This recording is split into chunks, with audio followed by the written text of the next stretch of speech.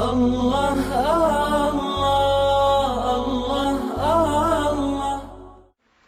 مصر کے ایک شیخ گزرے ہیں عطا اللہ اسکندری رحمۃ اللہ علیہ۔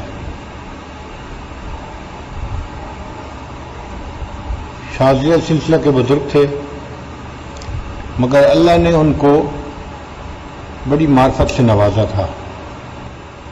وہ الازہر کے اندر استاد بھی رہے، اور جامعہ الازہر کو جو پوری دنیا کے اندر عزت ملی ایسے اساتذہ کی وجہ سے ملی۔ بہت باخدا انسان تھے، اور جب بات کرتے تھے تو بڑی جچی تلی کرتے تھے۔ انہوں نے ایک کتاب لکھی، اس کا نام ہے الحکم۔ حکم کا مطلب ہے حکمت کی باتیں، یعنی عربی تو ان کی زبان تھی، پھر وہ بات ایسے انداز سے کرتے تھے کہ بڑی سلجھی ہوئی بات ہوتی تھی، دل پہ اثر کرتی تھی۔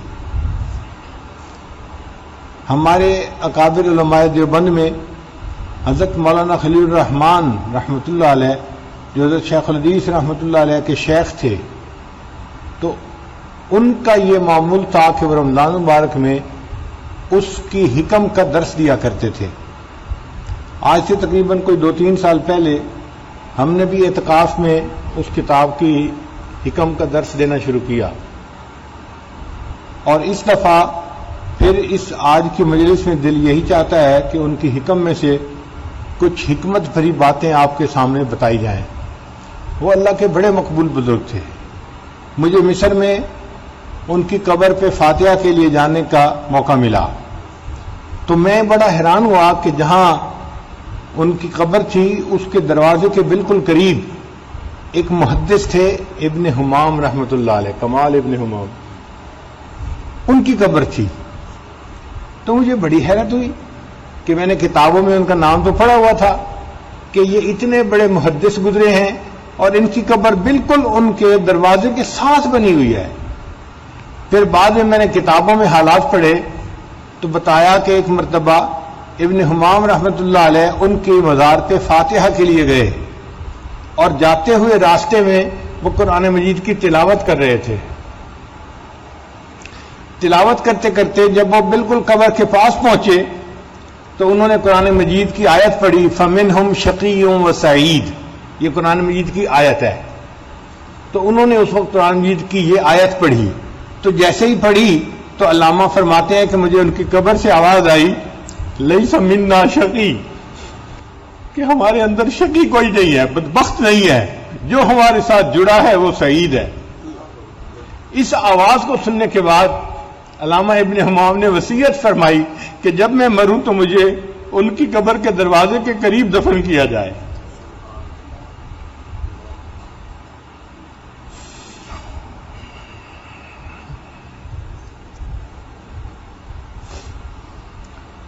فرماتے ہیں الاکوان ظاہرها غرۃ، اکوان کون سے ہے؟ موجودات یعنی دنیا کی چیزیں، جو دنیا کی چیزیں ہیں ان کا ظاہر زیب و زینت یہ فریب اور دھوکہ ہے، وباطنها عبرۃ، اور اس کا باطن عبرت انگیز ہے۔ فالنفس تنظر الى ظاہر غرتها، نفس جو ہے وہ ان کے ظاہر کی زیب و زینت کو دیکھتا ہے، والقلب ينظر الى باطن عبرتها، اور قلب ان چیزوں کی باطن کی عبرت کو دیکھتا ہے۔ ہمارے ارد گرد دنیا کی جو بھی کوئی چیز ہے یہ فریب اور دھوکے کی مانند ہے۔ فریب اور دھوکہ اس کو کیوں کہا جاتا ہے؟ اس لیے کہ یہ انسان کو اپنے اندر مشغول کر لیتی ہے، اور انسان اپنے اصلی مقصد کو بھول جاتا ہے، آخرت کو بھول جاتا ہے۔ آپ دیکھیں کوئی مکان بنانے میں لگا ہوا ہے، کوئی دکان بنانے میں لگا ہوا ہے، کوئی فیکٹری بنانے میں لگا ہوا ہے، کوئی اپنی جنت سجانے میں لگا ہوا ہے، اور آخرت کی طرف سے دھوکہ ان کا ذہن آخرت کی طرف نہیں جاتا، بس دنیا ہی میں کچھ بنانے کو لگا ہوا ہوتا ہے۔ اور جی میرا دل چاہتا ہے میں ایک فیکٹری بناؤں، میں ایک سٹور بناؤں، میں فلاں چیز بناؤں۔ تو دنیا کی چیزوں کے اندر اتنا مشغول ہو جانا کہ آخرت سے غافل ہو جانا یہ دھوکہ ہے۔ ہمارے ایک قریبی ساتھی تھے، ایک مرتبہ انہوں نے فلائٹ پہ جانا تھا تو فلائٹ وہ اپنی مس کر گئے، تو میں نے انہیں فون پہ پوچھا کہ آپ کی فلائٹ مس کیوں ہوئی؟ کہنے لگا جی کہ وقت سے پہلے پہنچ گیا تھا ایئرپورٹ اندر. جب اندر گیا تو خیال آیا کہ میں نے ٹیلی فون بدلنا ہے تو کیوں نہ یہاں میں دکان سے کوئی سیل فون لے لوں. کہنے لگے میں وہاں پہ چلا گیا. اب دیکھا تو وہاں پر تو درجنوں کی تعداد میں، سینکڑوں کی تعداد میں سیل فون پڑے ہوئے تھے. میں نے ایک دیکھا، دوسرا دیکھا، تیسرا دیکھا. کہنے لگے جو بیچنے والا بندہ تھا وہ بھی بڑا عقل مند نظر آتا تھا. اس نے کہا کہ یہ تو کوئی سمجھدار بندہ نظر آتا ہے. اس نے کہا کہ میں آپ کو اس کے فنکشن بتاؤں. میں نے کہا ہاں بتاؤ. اب وہ ایک فون اٹھائے اور اس کے فنکشن بتائے اور میں غور سے اس کو دیکھ رہا ہوں. کہنے لگے کہ اس نے میرا پورا گھنٹہ لے لیا اور اس گھنٹے کے دوران میری فلائٹ جو جانی تھی وہ روانہ ہو گئی، مجھے وقت کا پتہ ہی نہیں چلا. جب اسے احساس ہوا اس کی فلائٹ روانہ ہو چکی تھی اور اپنی فلائٹ وہ مس کر چکا تھا.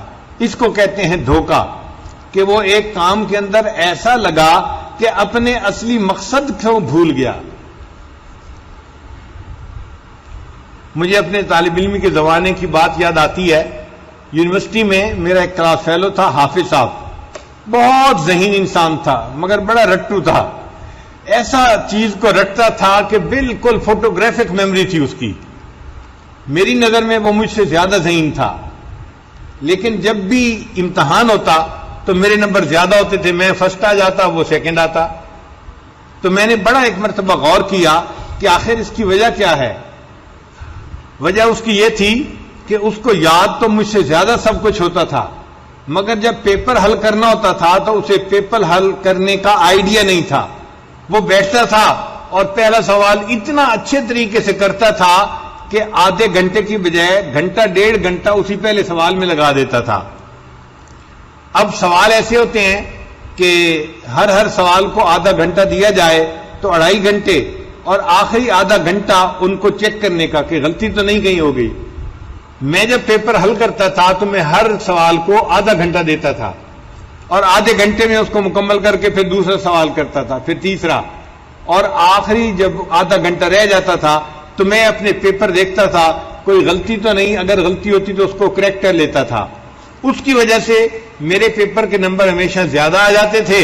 اور وہ کبھی کبھی تو اپنا ایک کوسچن ہی چھوڑ بیٹھتا تھا اور ہمیشہ شکوہ ہوتا تھا اور یہ 3 گھنٹے تھوڑے ہوتے ہیں، پیپر کا ٹائم زیادہ ہونا چاہیے.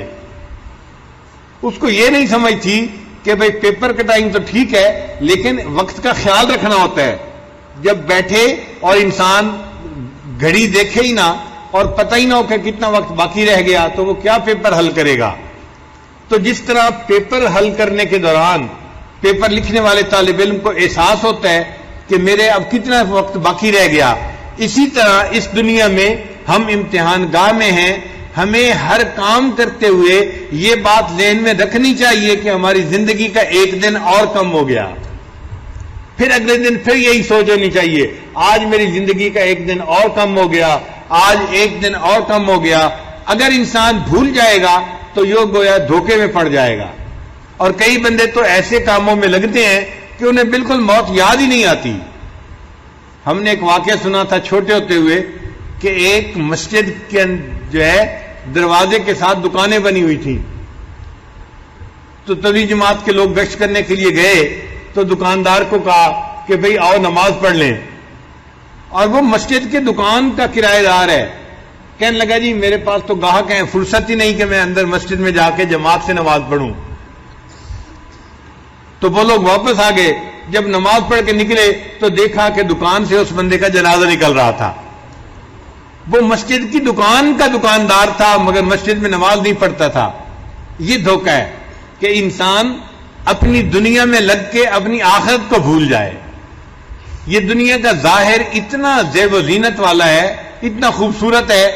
میری دکان، میرا مکان، میری بیوی، میرے بچے، میرا لباس، میرا گاڑی، میری فلاح، ہم میری میری کرتے رہتے ہیں اور جب موت آتی ہے تو پتہ چلتا ہے کہ میرا تو کچھ بھی نہیں تھا. الہ الا اللہ لا الہ الا اللہ لا الہ الا اللہ لا الہ الا اللہ لا الہ الا اللہ لا الہ الا اللہ إلا الله لا إله إلا